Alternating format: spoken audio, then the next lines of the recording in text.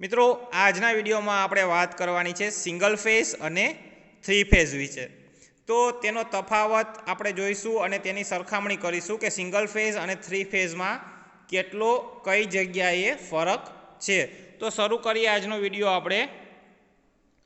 તો single phase અને three phase સિસ્ટમની સરખામણી।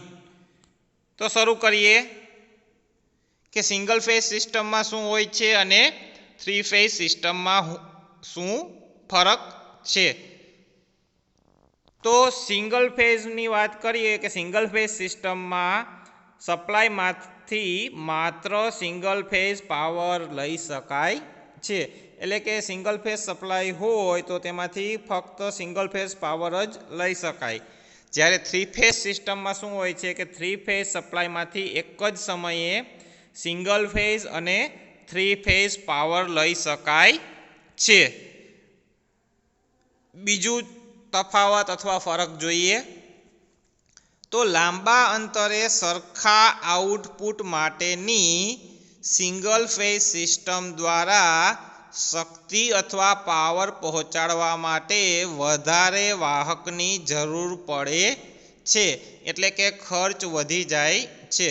મિત્રો ખાસ યાદ રાખજો, લાંબા અંતરે અને આઉટપુટ સરખો રાખવો હોય તો સિંગલ ફેઝ સિસ્ટમમાં વધારે વાહકની જરૂર પડે છે અને ખર્ચ પણ વધારે જોઈએ છે।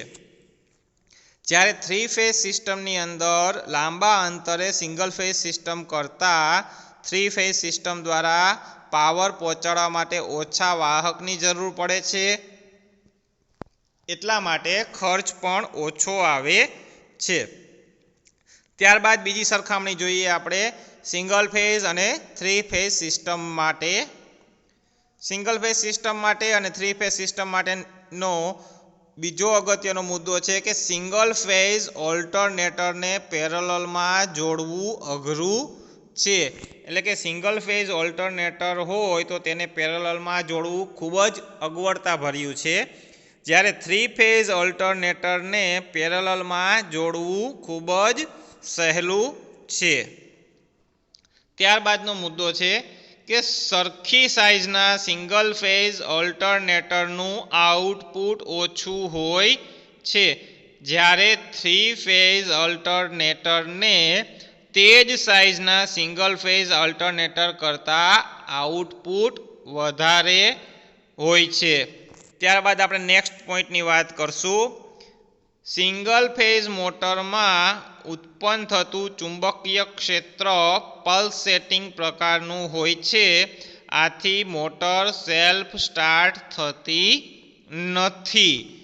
જ્યારે થ્રી ફેઝ મોટરમાં ફરતું ચુંબકીય ક્ષેત્ર ઉત્પન્ન થાય છે, આથી મોટર સેલ્ફ સ્ટાર્ટ હોય છે। સિંગલ ફેઝ સિસ્ટમ અને થ્રી ફેઝ સિસ્ટમનો આ ખૂબ જ અગત્યનો તફાવત છે। ત્યારબાદ આગળ જોઈએ સિંગલ ફેઝ સિસ્ટમ અને થ્રી ફેઝ સિસ્ટમની સરખામણી। તો સિંગલ ફેઝ મોટરનો ટોર્ક હોય છે એ પલ્સેટિંગ અને ઓછો હોય છે, તેનો પાવર ફેક્ટર ઓછો હોય છે, આથી કાર્યક્ષમતા અથવા એફિશિયન્સી ઓછી હોય છે।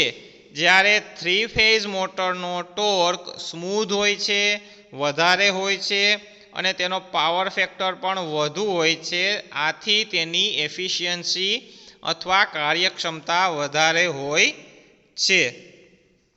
ત્યારબાદનો પોઈન્ટ ચર્ચા કરીએ કે સરખા આઉટપુટ માટે, એટલે કે સિંગલ ફેઝ અને થ્રી ફેઝનો સરખો આઉટપુટ જોતો હોય તો સિંગલ ફેઝ મોટરની સાઇઝ થ્રી ફેઝ કરતાં મોટી હોય છે, જ્યારે થ્રી ફેઝ સિસ્ટમની અંદર કે સરખા આઉટપુટ માટે થ્રી ફેઝ મોટરની સાઇઝ સિંગલ ફેઝ મોટર કરતાં નાની હોય છે।